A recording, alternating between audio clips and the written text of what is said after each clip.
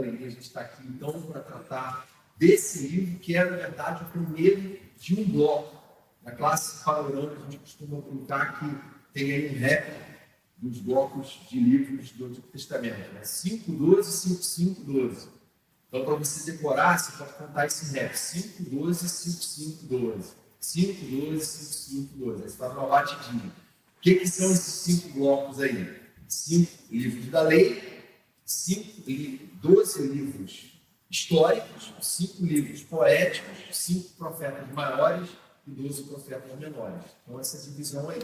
E aqui a gente está partindo já para o terceiro bloco. Então, lei, 5. Né? Históricos, 12. Terceiro bloco, poéticos, 5 livros. Jó, Salmos, Provérbios, Eclesiastes e Cantares. E Jó abre, então, esse bloco e é também um livro considerado poético. Né? Estava funcionando antes de começar a aula. Está vendo como é que a tecnologia pega a gente? Vamos lá.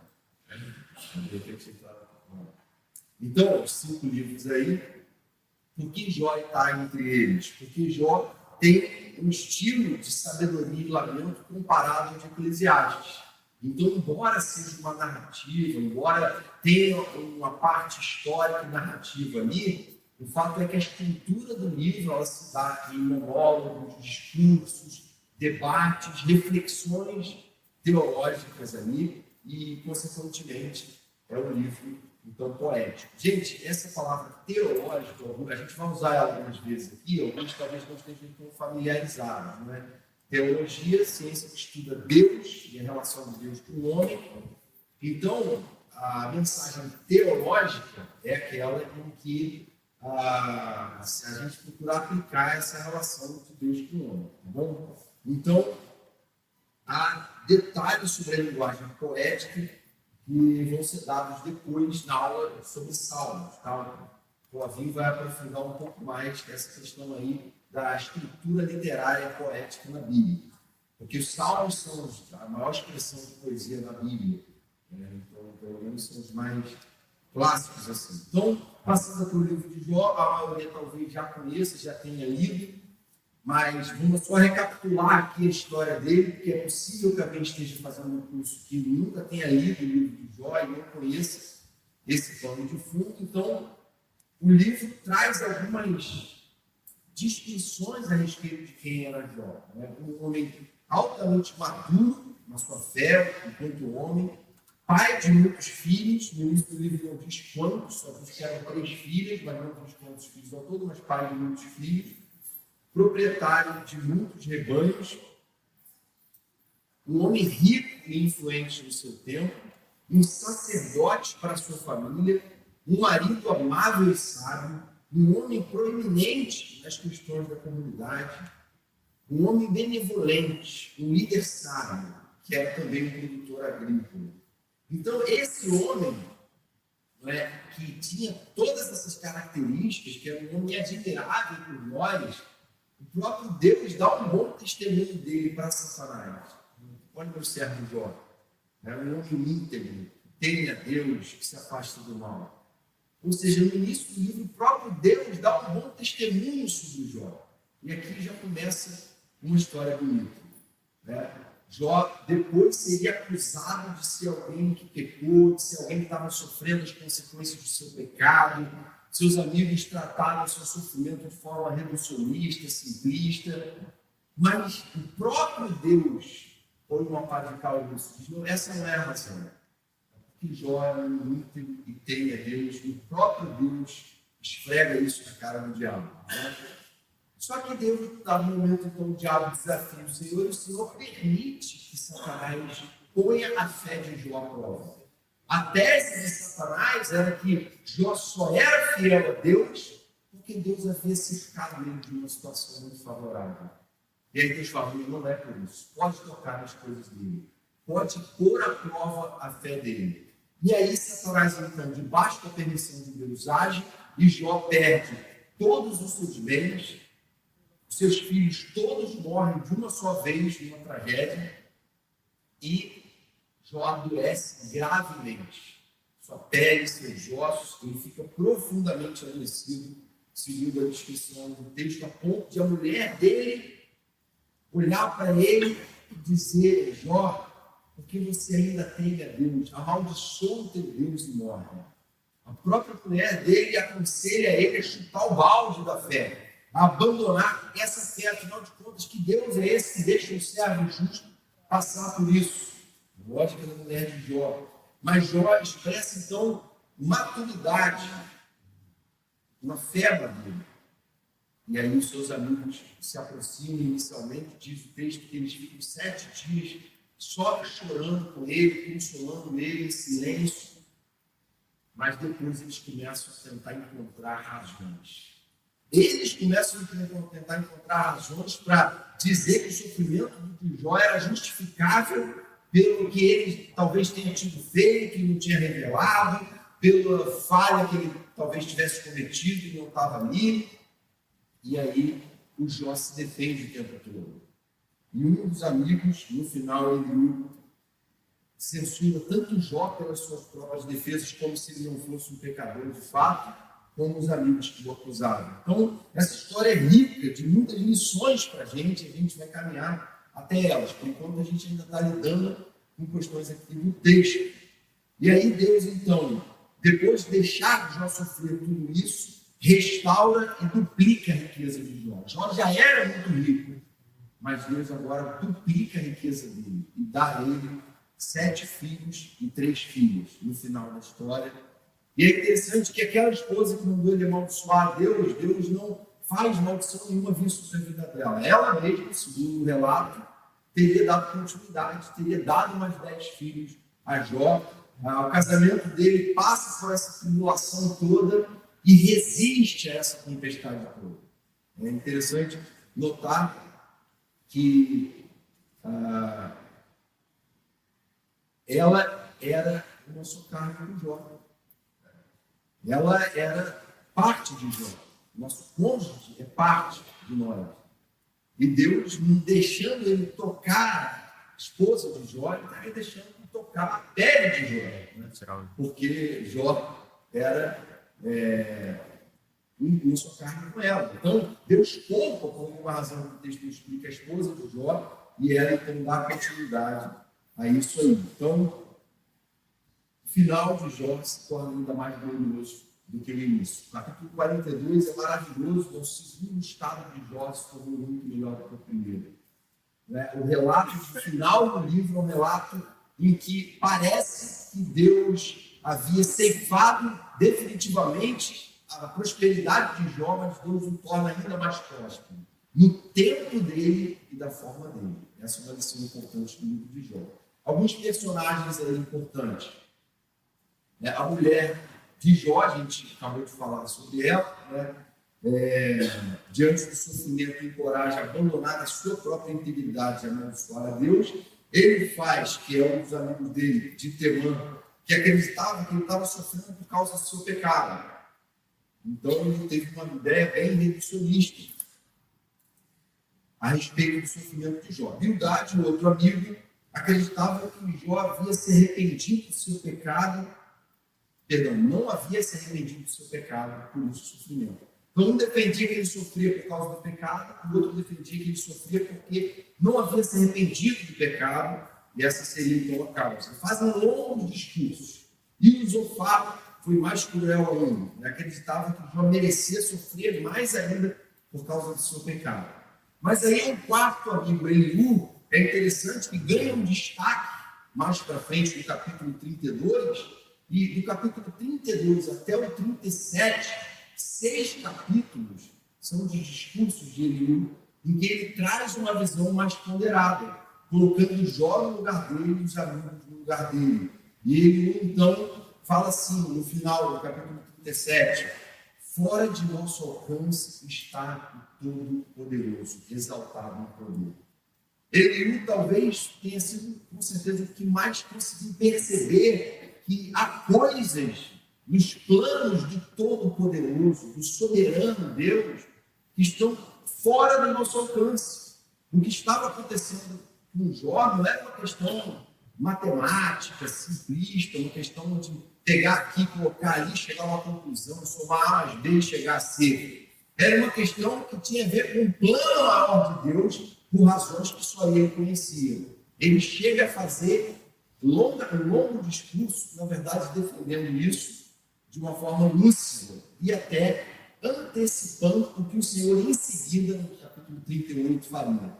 O Senhor, então, discursa do capítulo 38 até o 41. 4 capítulos de Deus falando. É maravilhoso o livro de Jó por causa dessa crescente revelação, que quanto mais se aproxima do fim do livro, mais as coisas vão se descontinuando. E quando você chega então, no capítulo 38, começa a ler Deus falando e se revelando. E Deus então vai falando sobre as constelações, sobre a criação, sobre quem afinal de contas fez isso tudo, quem pensou nisso tudo, foram vocês?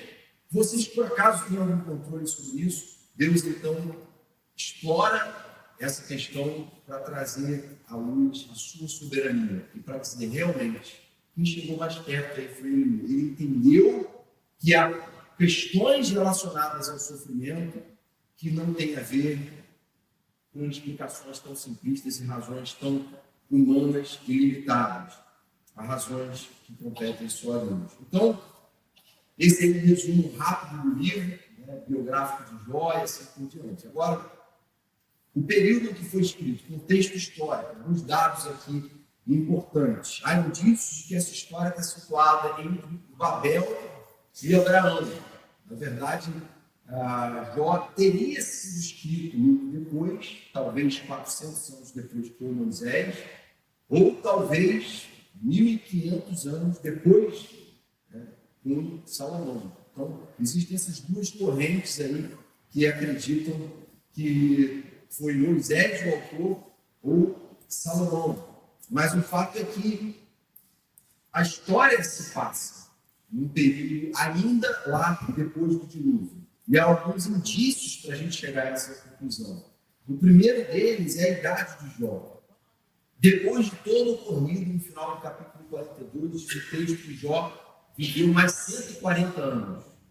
Então, os estudiosos concluem que a idade de Jó era perto de 200 anos quando ele morreu.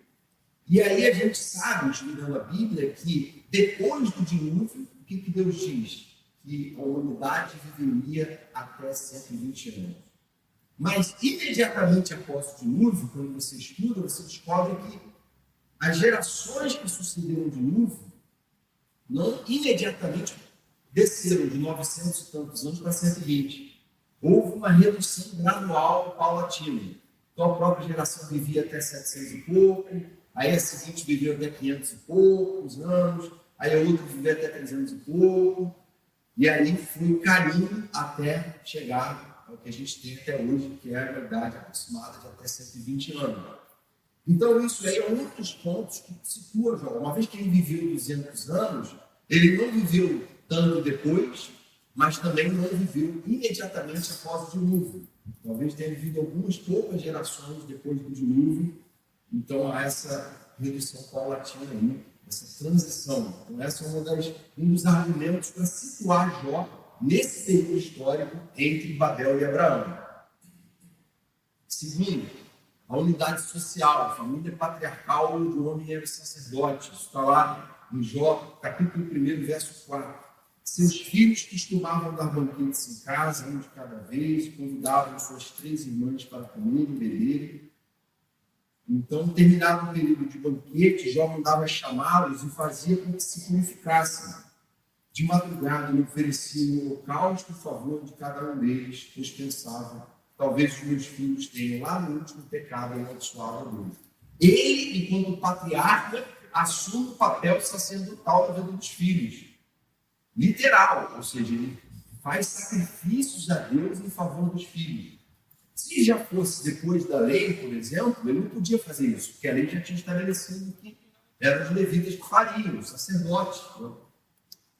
Então, isso situa ele no período anterior a Moisés, anterior à lei, e, enfim, é uma das questões que ajudam a gente. A terceira é que os caldeus que mataram seus servos, está lá em 1,17, eram nômades.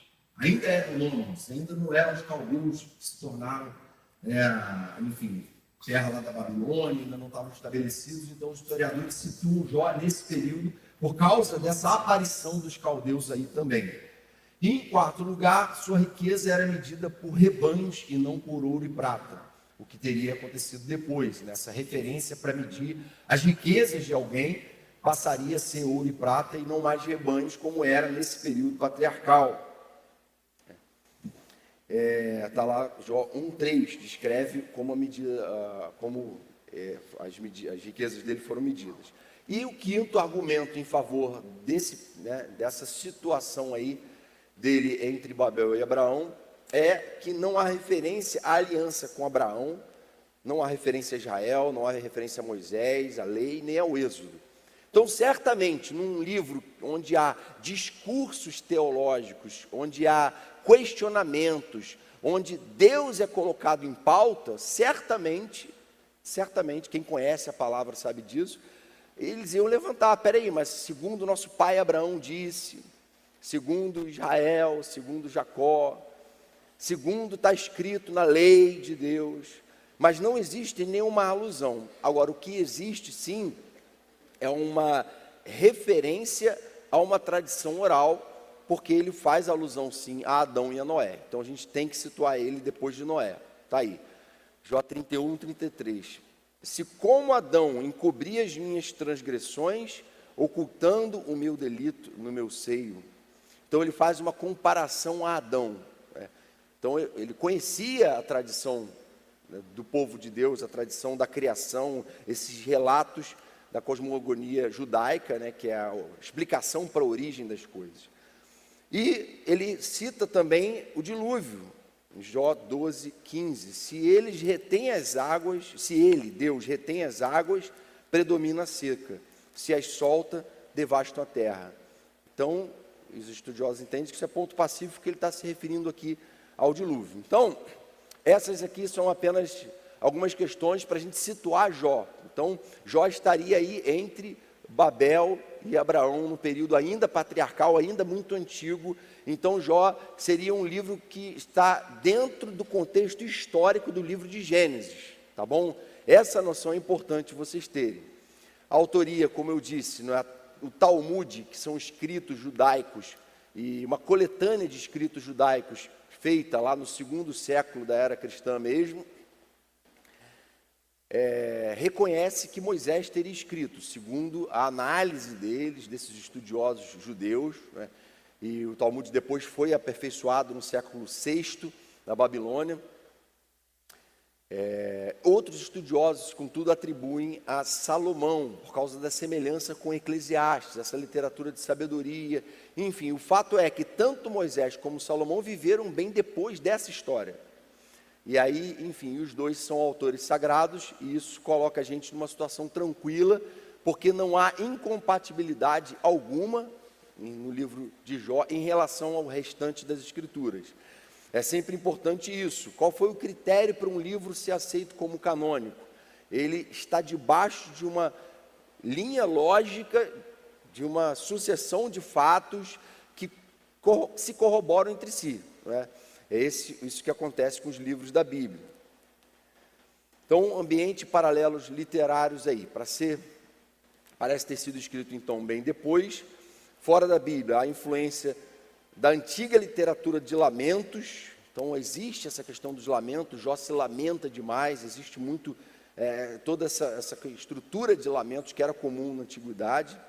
Dentro da Bíblia, então, os estilos presentes nele você vê de toda forma ali, lamentos, hinos de louvor, provérbios, discurso profético, poemas de sabedoria, ditado numérico, questionamento reflexivo e apocalíptica. Então, o importante para a gente está construindo aqui uma convicção de que toda a Escritura é inspirada por Deus, toda a Escritura é inerrante dentro do propósito de Deus. Isso é importante. Tem gente que diz assim, peraí, mas a Bíblia não fala tudo, não explica tudo. É verdade, não explica tudo. Não, mas a Bíblia não tem resposta para tudo.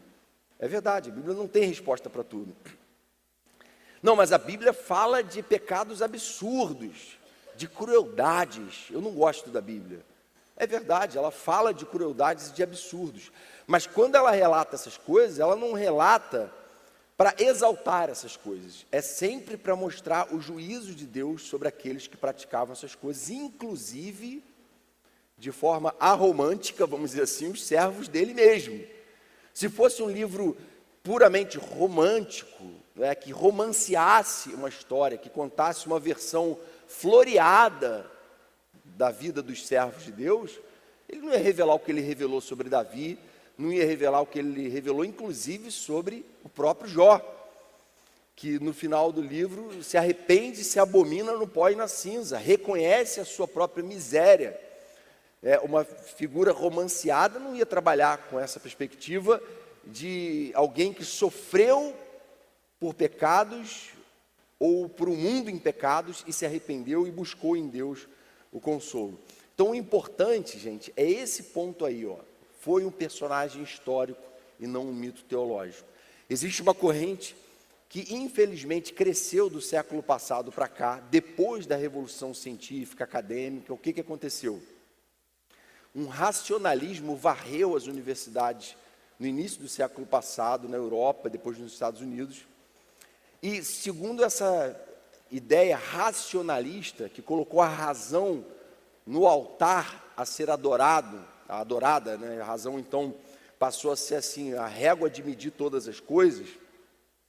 Nessa perspectiva racionalista, se você tem como comprovar a historicidade de alguma coisa, ela vale. Se você não tem como comprovar a historicidade daquilo, é conto da carochinha, é mito, foi inventado, é romance, é ficção religiosa, né? E esse pensamento, gente, gerou ceticismo não só na sociedade acadêmica, gerou ceticismo na sociedade como um todo.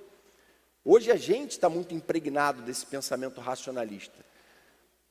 Mas a verdade é que a palavra de Deus é racional, né? Ela estabelece para nós parâmetros racionais para a gente avaliar a nossa própria vida. Nosso culto é racional, Deus nos fez racionais e a razão é parte da nossa vida. Contudo, há muitas coisas nas quais a gente crê que não são cridas por causa da comprovação racional e acadêmica. A gente crê porque há uma testificação espiritual. Quando a gente lê, aquilo bate no nosso coração e responde a questões profundas e íntimas do nosso ser. E aí, o livro de Jó é um desses escritos. Você lê, você não tem como não se identificar, você não tem como não se ver ali. Sofrimento humano, Deus em relação ao sofrimento humano, o modo como Deus abençoa o justo, o modo como mesmo o justo sofre, todas essas questões levantadas, mexem com a gente e com o nosso coração. É aquilo que a palavra fala, o próprio Espírito testifica com o nosso Espírito que somos filhos de Deus. A gente pode aplicar isso também à própria Escritura. O próprio Espírito é quem testifica que aquilo que a gente está lendo é revelação de Deus e aquilo que em princípio seria apenas uma narrativa, um amontoado de letras, ganha vida no nosso coração. Amém, irmãos?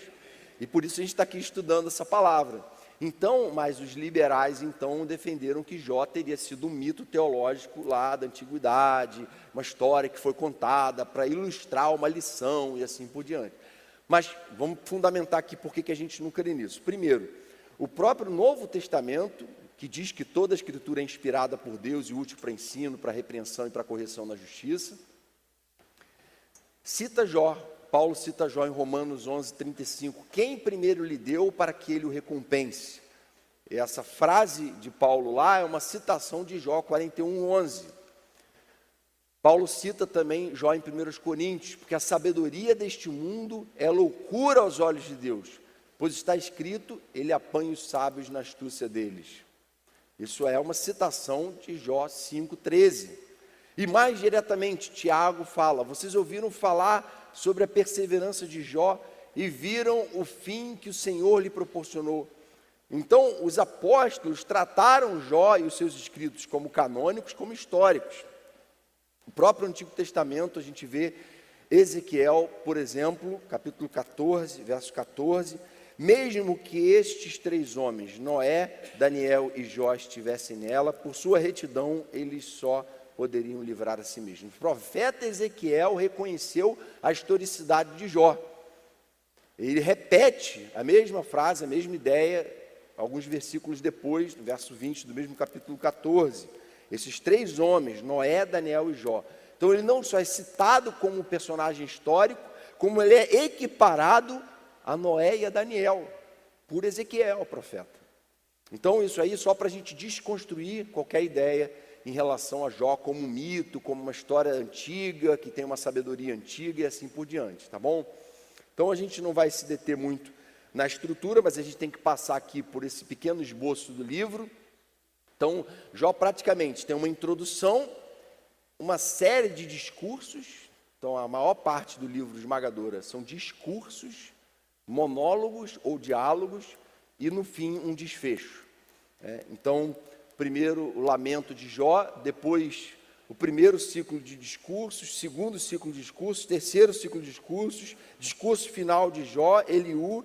Deus tem a palavra final, no capítulo 38, em 4 capítulos ele joga aquela pá de cal, bota a tampa em cima da panela, fecha, e o negócio é assim, vocês estão errados nisso, nisso, nisso, naquilo, vocês estão equivocados. Jó então confessa e adora a Deus, e o livro tem um desfecho. Então é um livro muito tranquilo de se ler, de se entender a estrutura dele. Quando você ler ele, você vai perceber isso. Agora, os 4, na verdade, os amigos de Jó, especialmente os 3 primeiros, se baseiam na sabedoria convencional, em que o sofrimento é resultado direto de algum pecado. Gente, isso daqui é sabedoria convencional. A gente cresceu numa cultura em que a gente é ensinado aquela lei da meritocracia em tudo, não é? Você está sendo recompensado porque você fez o que é certo. E você vai sofrer as consequências do que você fez de errado. E isso tem, óbvio, verdade nisso, não é? Existe uma lógica nisso, é a sabedoria comum, isso é o básico. Agora, é importante entender que Deus não se atém a essa sabedoria básica. Né? Jó sabe que isso não é verdade, Jó sabe que ele não havia caído gravemente, ele não havia feito nada que merecesse tamanho juízo e condenação sobre ele, tamanho sofrimento. Não havia, se comparasse a vida de outros com a dele, razão lógica para ele ter sido escolhido, predestinado para aquele sofrimento. Não era uma questão de causa e efeito, como muitas vezes a gente quer reduzir. Isso aqui acende um alerta em nós. Cuidado. Cuidado quando vocês forem avaliar o que alguém está vivendo. Cuidado quando vocês forem avaliar até mesmo as razões do seu próprio sofrimento. Porque é verdade que a gente pode sofrer em consequência dos nossos erros e decisões erradas, sim. Mas é verdade que isso não é uma regra absoluta em 100% dos casos. Né? Essa é uma lição importante do livro de Jó. Deus se pronuncia conclamando todos a um reconhecimento humilde de que a sabedoria humana, afinal, não é nada diante dele. Então Deus, né, fecha aí essa história. E aí, irmãos, principal doutrina. Agora a gente vai entrar na mensagem teológica, que vai ficar um pouco mais aplicado, uma vez que a gente já passou por questões históricas e literárias. Qual é a mensagem teológica? De que forma a gente pode aplicar Jó à nossa vida e à nossa relação com Deus? Então a principal doutrina é fidelidade em meio ao sofrimento. O grande diferencial pelo qual Jó está registrado na Bíblia não foi o sofrimento dele e os discursos dele com os amigos dele. A grande razão para ele estar aqui na Bíblia é o fato de que ele foi fiel até o fim e no fim ele demonstra ter aprofundado tremendamente a relação dele com Deus. E o próprio Deus não só reconhece a sua justiça, como abençoa e faz prosperar a sua própria vida. Então, a história de Jó, nos nossos dias, nos confronta, por exemplo, em relação a uma doutrina que está muito em moda, de vez em quando a gente fala sobre ela aqui, a doutrina da prosperidade, a teologia da prosperidade. A Bíblia tem alguma teologia da prosperidade? Ela tem alguma teologia da prosperidade? Toda teologia da prosperidade é ruim, é errada. A lógica de que Deus recompensa de forma com prosperidade o justo, ela tem alguma. Se você ler Deuteronômio 28, né? Se atentamente obedecer a Deus, ouvir a Deus e a sua voz obedecer, bendito serás no campo, bendito serás na cidade, bendito será a sua entrada, a sua saída, bendito serás desde agora e para sempre.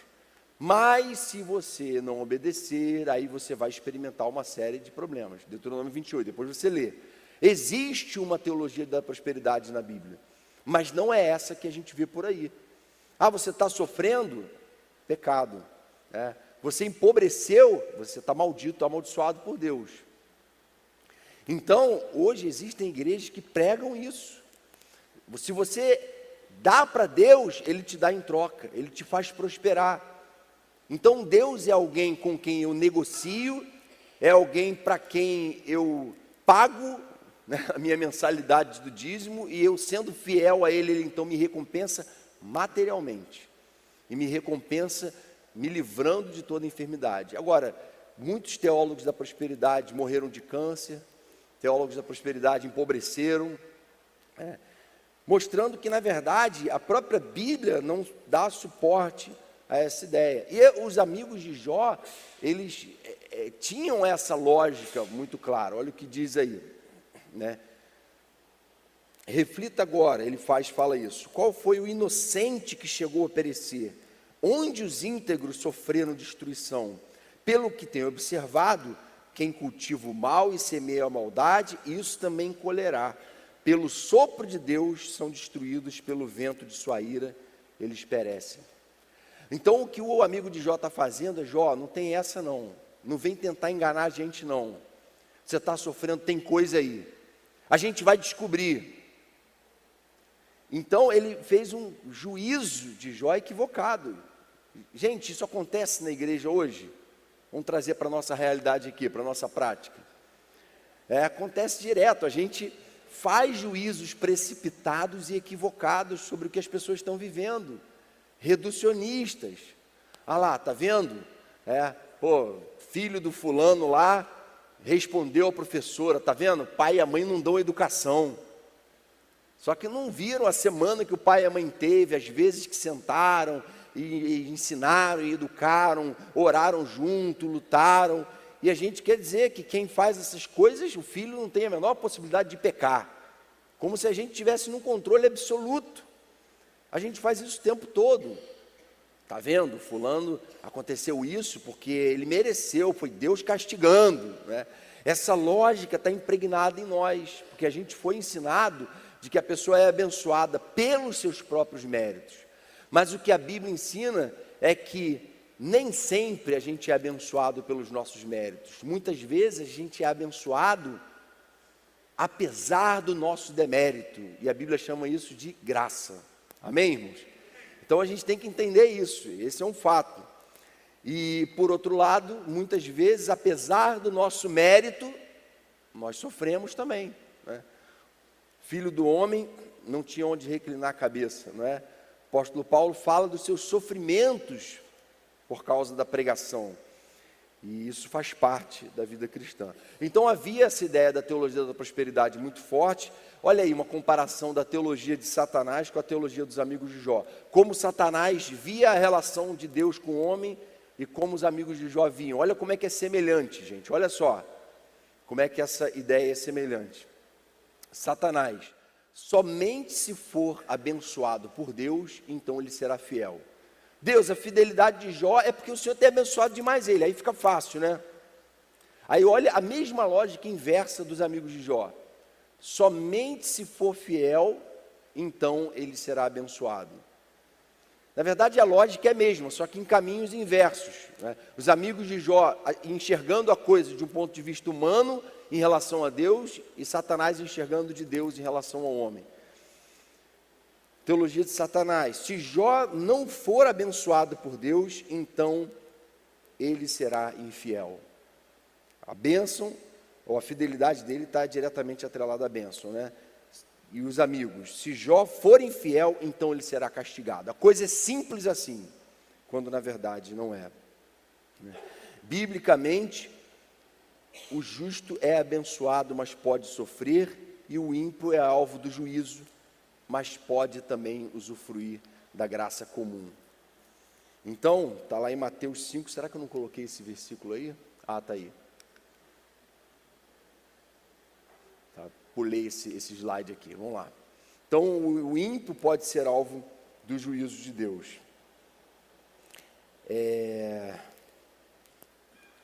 Ele faz raiar o seu sol sobre maus e bons e derrama chuva sobre justos e injustos. Esse versículo é o que melhor sintetiza aquilo que a gente chama de graça comum. O que é graça comum?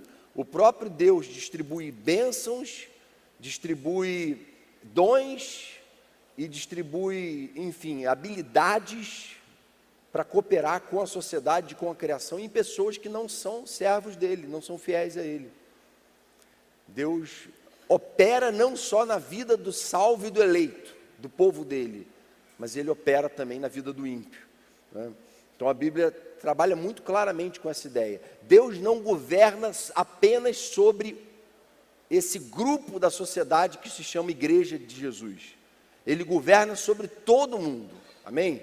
Então essa é uma noção importante, né? Deus governa sobre todas as coisas. Consequentemente, há pessoas que não temem a Deus, não servem a Ele, não reconhecem a palavra dEle, mas que usufruem das bênçãos dEle, que Ele colocou no coração do homem quando criou e colocou na natureza para serem usufruídas.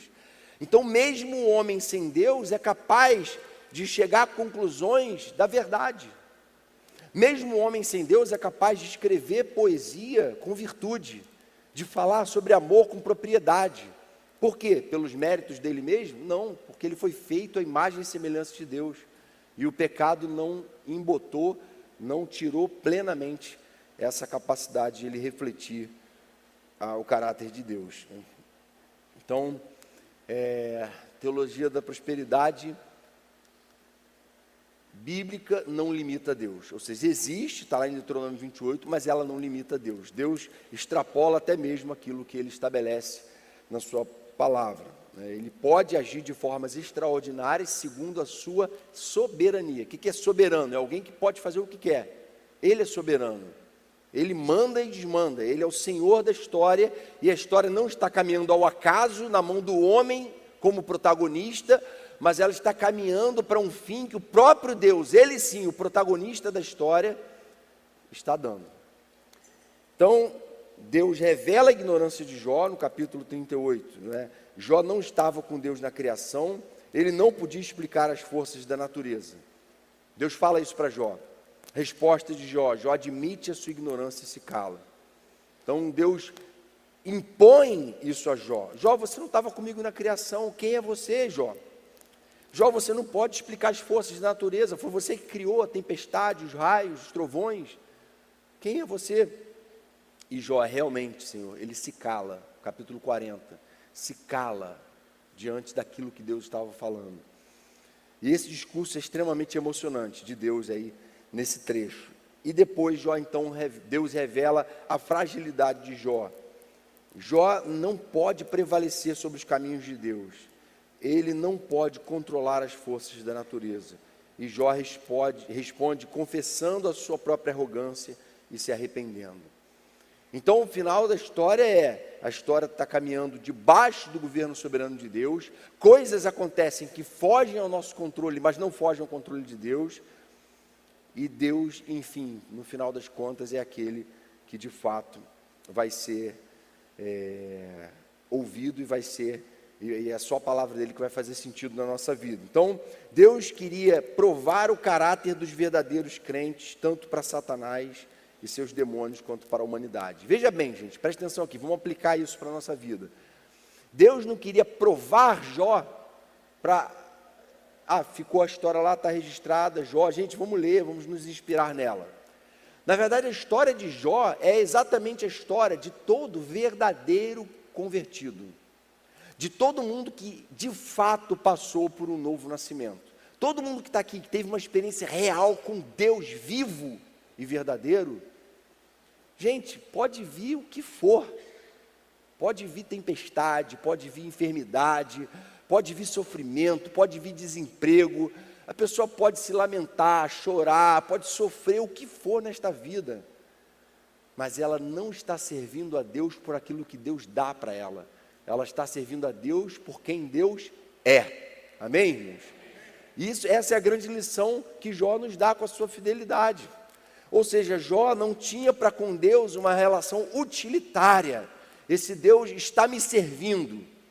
Esse Deus é alguém com quem eu negocio. Esse Deus é um Deus que me interessa. Enquanto Ele me interessar, eu vou usá-lo. Na cabeça da mulher de Jó, Deus era alguém que tinha que ser usado. A partir do momento que Deus não está mais me atendendo, Jó, por que você ainda mantém a sua integridade? Para que ser íntegro? Não vale a pena ser íntegro. Amaldiçoa o seu Deus e morre. A fé não faz mais sentido, a justiça não faz mais sentido, a integridade não faz mais sentido para quem? Para quem não passou por um novo nascimento, para quem não nasceu de novo. E tem gente que não nasceu de novo, não passou por um novo nascimento, frequentando igrejas evangélicas hoje, está sobrando. Quem disse isso? Jesus. O joio vai crescer junto com o trigo, não arranque o joio. Vocês não têm capacidade de julgar quem é joio e quem é trigo, eu que tenho. Eu que sei quem é joio e quem é trigo. Não tentem arrancar o joio, mas o joio vai estar aí, ele vai crescer junto com o trigo, faz parte. Gente que frequenta a igreja, mas nunca experimentou Deus de fato, mas o coração nunca se converteu ao Deus verdadeiro. E aí a atitude desse crente é como a da mulher de Jó, não é como a atitude de Jó. Isso aqui tem tudo a ver com a nossa vida. Deus prova o caráter dos verdadeiros crentes, né? Nem mesmo sob pressão da esposa ele amaldiçoa a Deus, mas ele amaldiçoa o dia do seu nascimento. Jó 3:1, né? Quando Jó amaldiçoa o dia do seu nascimento, ele está dizendo assim: o problema não é Deus, o problema sou eu. O problema não foi o que Deus fez, o problema foi o que nós, seres humanos, fizemos. O problema é que nós somos um agente rebelde contra Deus. O ser humano é assim. E essa visão de Jó é muito importante nos dias de hoje, em que você provavelmente já foi arguído sobre isso.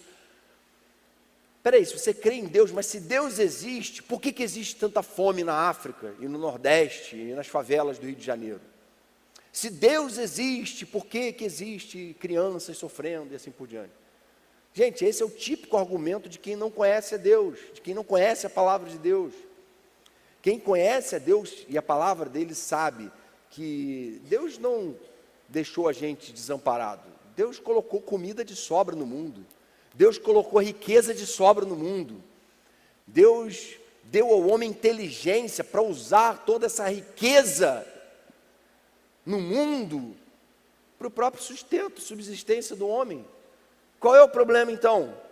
Se Deus fez já tudo isso. O problema é o homem. Todo mal que está no mundo está porque o homem é ganancioso, o homem é egoísta, o homem é mau e a maldade se multiplica. Por que o estado por que o Rio de Janeiro está enfrentando esses índices tão alarmantes de violência? Porque não tem uma política de educação. Porque é verdade, gente, todas essas coisas vão impactar positivamente ou negativamente. Agora, dizer que a pessoa que faz maldade lá, traficante, perverso, é porque ele não foi assistido socialmente da forma como deveria, é um grande engano. Seja o traficante, o bandido, o marginal, seja o juiz, essas pessoas estão fazendo mal, movidas pela sua própria ganância pecaminosa, irmãos. O que a gente está vendo no nosso país ser tomado de assalto por bandidos de colarinho branco e até de toga, é porque são maus, o mal está no coração, o mal não está na estrutura social, né? O mal está no coração. E Jó amaldiçoou o dia do seu nascimento. O problema é o homem. O problema do sofrimento no mundo é o nosso pecado, é o homem. Somos por natureza pecadores e o pecado trouxe para nós toda sorte de sofrimentos. E o final de Jó, então, se torna mais próspero que o início. Deus fez próspero do seu modo, no seu tempo. Essa é uma história interessante. Poxa, Jó perdeu a prosperidade. Não, mas a história dele não acabou. Talvez alguém diga assim: poxa, como é que Deus pode estar comigo se eu não tenho prosperado, nem mesmo na minha vida espiritual com Deus? Mas Deus quer que você pense na perspectiva de que a sua história não acabou ainda, e de que Ele pode estar te preparando para experimentar uma vida ainda próspera, talvez não tanto materialmente, mas certamente, de alguém que vai chegar no final da vida e dizer: olha, antes eu conhecia Deus só de ouvir falar, mas agora os meus olhos te veem. Amém? Deus quer levar a gente a experimentar o relacionamento com Ele em outro nível. Então, do início ao fim, a Bíblia fala da promessa, da soberania de Deus, e em Jó o próprio Deus se posiciona. A gente tem que ler um trecho, pelo menos, dessa sessão do discurso de Deus. Só esse trechinho aí, ó. Quem é esse que obscurece o meu conselho com palavras sem conhecimento? Prepare-se como simples homem, vou fazer perguntas a você, e você me responderá. Onde você estava quando lancei os alicerces da terra? Responda-me, se é que você sabe tanto. Quem marcou os limites das suas dimensões? Talvez você saiba. E quem estendeu sobre ela a linha de medir? Quem é você? Fui eu que medi as dimensões da existência. Fui eu que medi todo o universo. O apóstolo Paulo explica a soberania de Deus. Alguns autores da Bíblia expressam claramente que entenderam essa doutrina de que Deus é soberano e Ele é Deus, e a gente tem que entender Ele como Deus. Aí Paulo vai falar da doutrina da eleição, em que Deus predestinou uns para a salvação e não outros, né? Lá em Romanos 9, verso 20, ele diz assim, aqui, ó: quem é você, homem, para questionar a Deus? Acaso a gente vai dizer que Deus é injusto? Alguém diz: Deus está sendo injusto, porque Ele está escolhendo uns para a salvação e não está escolhendo outros. E aí Paulo fala assim: quem é você, homem, para questionar a Deus? Acaso aquilo que é formado pode dizer ao que o formou: por que me fizeste assim? O oleiro não tem direito de fazer do mesmo barro um vaso para fins nobres e outro para uso desonroso? Paulo entendeu.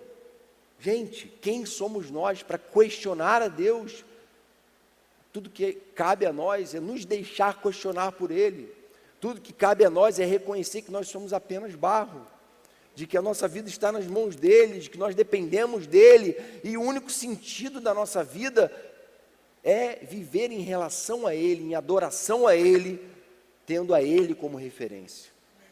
Calvino falava isso, que o homem não conhece a si mesmo até conhecer a Deus. Para o homem conhecer a si próprio, ele precisa primeiro conhecer a Deus, e só conhecendo Deus ele consegue enxergar a si próprio. O homem sem Deus não consegue enxergar a si próprio, ele tem uma visão totalmente distorcida, romanceada. O homem sem Deus jamais reconhece que o coração dele é enganoso e desesperadamente corrupto, como o profeta Jeremias fala. Jeremias só falou isso porque ele se via pelas lentes de Deus. Os pensamentos dele são mais altos que os nossos pensamentos. Algumas aplicações aqui, precisamos confiar na providência soberana de Deus, mesmo quando tudo vai mal, amém? Confiar na provisão soberana dEle. Aplicações aqui para a gente caminhar para o fim. Um Deus soberano permite a aprovação dos seus. Um Deus soberano, que manda e desmanda, que é o oleiro e nós o barro, Ele permite sim a provação e o sofrimento dos seus. Vejam que é interessante que Satanás pede autorização para agir na vida de Jó, e ele fez a mesma coisa com os discípulos. Olha o que o texto diz, não é? Ele pede para peneirar os discípulos. Jesus diz assim em Lucas 22, 31, Simão, Simão, Satanás pediu vocês para peneirá-los como trigo, mas eu orei por você, para que a sua fé não desfaleça, e quando você se converter, fortaleça os seus irmãos. Gente, isso aqui já era no final da história, a gente está em Lucas 22, já estava acabando a história, e Deus fala assim para Pedro: Pedro, Satanás pediu a vida de vocês para peneirar, igual fez com Jó. Satanás está reivindicando que eu estou abençoando muito vocês. Mas eu orei por você, Pedro, sabe por quê? Logo em seguida Jesus vai falar: porque você vai me negar antes que o galo cante pela terceira vez. Porque você é infiel. E é interessante que já está no final da história, e Jesus diz assim para Pedro: quando você se converter, fortaleça os seus irmãos. Pedro, você está andando comigo há mais de 3 anos, mas eu quero te dizer uma coisa, você nem se converteu ainda, você ainda vai se converter. quando a ficha cair, e você me negar pela terceira vez, a ficha vai cair, quando cair, você vai se converter de verdade. E aí, eu já orei ao Pai, e já me posicionei diante de Satanás, para que você esteja preparado, não só para entender isso, ter uma conversão genuína, mas fortalecer os seus irmãos. E o que acontece na história, logo depois do Pentecostes, 2 meses depois, Pedro prega, 3.000 são batizados só numa noite. E Deus começa a agir de uma forma poderosa, tremenda, sobrenatural, através da vida de Pedro. E é isso que ele faz com a gente. Às vezes ele permite que Satanás penere a gente, às vezes ele não permite, mas põe a nossa fé à prova, para a gente resistir e superar. Tiago fala isso, que a nossa provação da nossa fé, uma vez confirmada, produz perseverança, e a perseverança tem que ter ação completa, para que a gente seja perfeito e íntegro, em nada deficiente. Tiago, então, dá um bom testemunho também a respeito da fé de Jó. Vocês ouviram falar sobre a perseverança de Jó e viram o fim que o Senhor lhe proporcionou. Usa o exemplo de Jó para encorajar a igreja ali nos seus primeiros dias. O autor de Hebreus usa o exemplo do próprio Jesus, aqui trazendo Jesus para comparar com Jó, o sofrimento de Jó como sendo um prenúncio do sofrimento de Jesus. Hebreus 11:17, pela fé Abraão, quando Deus o pôs à prova, ofereceu Isaac. Perdão, irmãos, estou confundindo os textos aqui. Esse aqui é um outro texto em que Abraão põe à prova, Deus põe à prova a fé de Abraão, mandando ele sacrificar o próprio filho da promessa. É o filho prometido, o filho que ele tanto havia aguardado. Cuidado, o cristão não deve ser alguém que pensa fora da caixa das Escrituras, nem alguém que coloca as Escrituras em sua caixinha particular. Ou seja, o cristão não pode ser alguém que lida com o sofrimento de forma simplista. Segundo lugar, a segunda aplicação aqui, a fé verdadeira adora a Deus por quem Ele é. Recapitulando, aquilo que a gente já falou, fé verdadeira adora a Deus por quem Ele é. Nessa cultura extremamente hedonista, focada no seu próprio prazer, antropocêntrica, humanista, secular, racionalista, arrogante, prepotente, nessa cultura, irmãos, que desdenha de Deus, que diz que a fé morreu e ama Nietzsche, que ama os grandes ateus da história, os Richard Dawkins aí da história, a mensagem de Jó se faz extremamente necessária. Porque, na verdade, a história de Jó ela vai revelar para nós hoje quem são os verdadeiros salvos e quem não são os verdadeiros salvos. Aqueles que não têm uma experiência real com Deus vão acabar abandonando. Confrontos religiosos que lidam com Deus de forma utilitária. E está cheio deles hoje. Tem o risco de eu e você agirmos com Deus assim. Ah, Deus, quer saber? Eu estou muito chateado com você. Você não fez do jeito que eu queria, na hora que eu queria. Também, que Deus é esse? Para que eu estou te servindo? A história de Jó acaba totalmente com esse discursinho bobinho, caprichoso e ridiculariza a nós mesmos, irmãos. Entende? A gente precisa se ver dessa forma ridicularizada, como a palavra de Deus expõe a gente. A gente é isso mesmo, a gente é esse tipo de pessoa que quer argumentar e não quer adorar a Deus por quem Ele é e quer ter uma relação de barganha com Deus. Se Jó não servisse a Deus com a motivação correta, todo relacionamento entre ele e Deus seria uma farsa. Se eu e você não agirmos com Deus, nos relacionarmos com Ele, com as motivações corretas, todo o nosso relacionamento com Deus é uma farsa. A gente vai se tornar gente caprichosa, mimada, hipersensível, que se melindra com qualquer coisa na igreja, que se melindra com qualquer coisa dentro de casa, que, enfim, pula a leitura de alguns textos na Bíblia, porque eu não gosto desse texto, porque eu não gosto desse pensamento de Deus, mas quando a conversão é verdadeira, a gente enfrenta todos eles. Então, estamos preparados para o dia mau? Será que a gente pode responder positivamente essa pergunta? O que Paulo fala lá em Efésios 6? Vistam toda a armadura de Deus para que vocês possam resistir no dia mau e permanecerem inabaláveis. O dia mau vai chegar, gente. Ele não fala assim, gente, quem sabe um dia, para algumas pessoas, vai chegar o dia mau. Isso não existe. Para todo ser humano no mundo, hoje, o dia mau já chegou, vai chegar ainda. O dia mau é o tempo de aperto, de provação, de luta. E não tem ninguém aqui nessa sala que já não passou por certos gargalos, né, por certos apertos, que percebeu que a sua fé ali foi provada ao extremo. Eu, pelo menos, muitas vezes já passei pelo dia mau, né? Os antigos chamavam de a noite escura da alma, né? A alma passa por tempos tenebrosos. A gente está vivendo aí toda essa campanha em torno da questão da depressão e dos suicídios, que tem se tornado cada vez mais comuns. Gente, não tem como passar por certas experiências humanas sem Deus, é desesperador.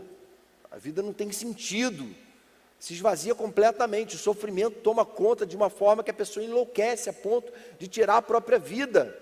E a questão é, nós estamos preparados para isso? Para olhar para a nossa vida falida, como Jó, miserável, carcomida, talvez por bactérias, perdendo tudo o que dá sentido a quem não tem Deus nesse mundo, e falar, não, eu não tenho mais nada, nem saúde eu tenho, mas eu tenho Deus, amém? Será que a gente pode chegar a essa mesma conclusão, no dia mau, está preparado? Deus tem propósitos para o sofrimento do justo, essa é uma terceira aplicação. Há um propósito de Deus. Jó não estava servindo a Deus à toa. O sofrimento pode não estar na nossa agenda, mas ele pode sim estar na agenda de Deus para nós, por razões que a gente não conhece, só Ele conhece. Jó então se cala diante da resposta de Deus, como uma forma de dizer assim, olha, eu confio, Deus, no que o Senhor está falando, eu confio no que o Senhor está fazendo. Chega de ficar tentando explicar isso, chega de ficar tentando me justificar, chega de ficar tentando encontrar na minha vida razões para tudo isso. Eu não vejo mais razão nenhuma em nada. A minha única razão é você, Senhor. Amém? Essa é uma oração que a gente precisa aprender a fazer, né? Jó entendeu, então, que a sua prosperidade do início da história era tão atribuída a Deus quanto o seu sofrimento. Ou melhor, o seu sofrimento naquele momento era tanto fruto da ação soberana de Deus, quanto também era a sua prosperidade. Porque tem gente que é assim, não, a bênção e a prosperidade são fruto da ação soberana de Deus, mas o sofrimento não pode, de jeito nenhum, né? Quando a Bíblia não sustenta isso. Jó não servia a Deus à toa, o real benefício da sua e da nossa piedade é o próprio Deus. Ele é a nossa recompensa. E aí sim o texto de Hebreus que eu antecipei, em que o autor de Hebreus nos chama a olhar para a nossa vida a partir da referência de Jesus. A gente precisa suportar os sofrimentos, tendo os olhos fitos em Jesus, autor e consumador da nossa fé. Ele, pela alegria que lhe fora proposta, suportou a cruz e, desprezando a vergonha, e assentou-se à direita de Deus, do trono de Deus. Pensem bem naquele que suportou tamanha oposição dos pecadores contra si mesmo, para que vocês não se cansem nem desanimem. Você está achando que está pesado? Está difícil? O autor de Hebreus fala, olha para Jesus, pensem nele. A gente está falando de alguém que não teve pecado, alguém que foi justo, alguém que não merecia de forma alguma, nenhuma forma de sofrimento, e teve sobre os seus ombros todo o sofrimento do mundo. Sofrimento decorrente do pecado de toda a humanidade estava sobre os seus ombros. E aí ele fala, olhe para Jesus, para você não ficar aí desmaiando na sua alma, não ficar aí se lamuriando, se lamentando, se sentindo vítima. Para de se sentir vítima, você não é vítima coisa nenhuma, Jesus é vítima, Ele foi a única vítima na história. Nós sofremos porque merecemos, mesmo que nosso sofrimento não seja resultado de um pecado direto, como era o caso de Jó, nós estamos sofrendo o resultado da queda e da rebeldia do ser humano, da humanidade, nossa própria contra Deus. Quarta aplicação, mesmo pessoas que amamos, Última aplicação aqui. Podem ser usadas pelo inimigo. Mulher de Jó foi usada pelo inimigo, né? Emprestou a língua para o diabo. Abandona a sua integridade. Em momentos de luta, de dor, pode ter gente que você ama muito, que vai falar um monte de bobagem para você, que vai detonar a sua fé, que vai desprezar a Deus. Os amigos dele, que representam a humanidade ordinária. Deus pode permitir espinhos na carne, como permitiu para Paulo. Paulo fala assim, olha, para que eu não me ensoberbecesse com as revelações a mim confiadas de tão grandiosas, foi-me posto um espinho na carne, mensageiro de Satanás. Deus permitiu que eu sofresse de uma forma que ele não explica exatamente o que era isso, para que eu não me ensoberbecesse. Paulo via propósito no sofrimento dele, entendeu, gente? Um propósito que a gente talvez não visse. Cuidado, não seja simplista e reducionista com a dor alheia. Tem essa aí é um meme que circula aí no Facebook, alguns atribuem a um autor, outros a outro, então não coloquei autor nenhum, só citei. Todas as pessoas que você encontrar estão lutando uma guerra que você não sabe nada a respeito. Amém? Não seja simplista e reducionista, não diminua a dor das pessoas. Às vezes, gente, a pessoa que procurar você para desabafar, ela não quer que você responda a ela. Às vezes as pessoas procuram a gente no gabinete contando histórias e a gente não tem nada para falar para ela, porque ela não quer ouvir nada, ela só quer falar, e ela fica uma hora falando sem parar, porque ela precisa de alguém para falar, para ouvir ela, e para compreender, e para abraçar, e para orar junto. E muitas vezes, Deus quer te usar só assim, que você seja ouvido. Fala, olha, eu não tenho resposta nenhuma para você. O silêncio de Jó diante de Deus. Senhor, chega de argumentar. Eu não quero simplificar nada. Vamos orar e pedir a Ele é o soberano, Ele sabe por que você está passando por isso, para que Ele te mostre do modo como Ele quiser te mostrar. Seja gentil sempre, você não sabe o que as pessoas estão enfrentando. Deus continua permitindo que o diabo trabalhe, Deus também permitiu que Satanás tentasse Jesus, mas a palavra promete, Apocalipse 12, eles o venceram pelo sangue do Cordeiro e pela palavra do testemunho que deram, diante da morte não amaram a própria vida, portanto celebrem nos céus e os que nele habitam.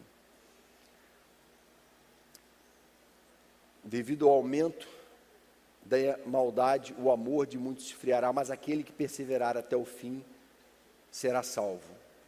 Vida cristã é um chamado à perseverança, e só quem perseverar vai sair vitorioso no final. No final da história, olha que coisa linda que Jó fala. No meio lá dos discursos, ele encontra o Redentor dele, ele diz, eu sei que o meu Redentor vive, e que no fim se levantará sobre a terra.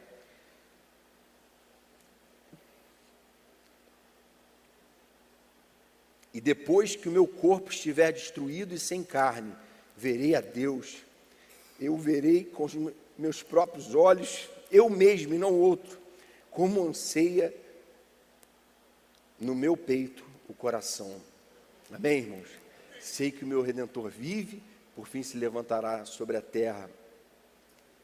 E eu sei que quando a minha carne for completamente destruída e comida, eu mesmo verei face a face. Essa é a nossa esperança. Amém? Finalizar com essa frase aí do Tim Keller. Jó nunca viu a razão do seu sofrimento, mas ele viu Deus e isso foi suficiente. Amém, irmãos?